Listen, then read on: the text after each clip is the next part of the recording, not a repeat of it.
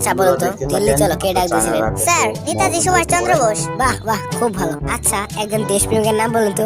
অনেকেই তো আছে, যেমন মহাত্মা গান্ধী। বাহ বাহ, খুব সুন্দর। আচ্ছা বলুন তো, ভারত কবে স্বাধীন হয়? স্যার, ভারত 1942 সালে স্বাধীন হব হব করতে করতে শেষে 1947 সালের 15 আগস্ট স্বাধীন হয়। খুব সুন্দর। এটাই লাস্ট প্রশ্ন। বলুন তো, আকাশে কতগুলো তারা আছে? স্যার, এখনো সেটা জানা যায়নি, তবে বিজ্ঞানীরা এটা নিয়ে গবেষণা করছে। এবার আপনি আসতে পারেন।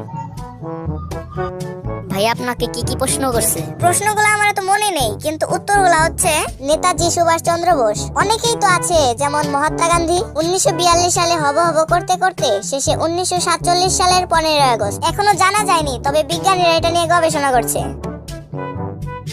আপনার নাম কি? নেতাজি সুভাষচন্দ্র বোস। আপনার বাবার নাম কি? অনেকেই তো আছে, যেমন মহাত্মা গান্ধী। আপনার কবে জন্ম হয়েছে? 1942 সালে হব হব করতে করতে শেষে 1947 সালের 15 আগস্ট। আপনি কি পাগল হয়ে গেছেন? এখনো জানা যায়নি, তবে এটা নিয়ে বিজ্ঞানীরা গবেষণা করছে।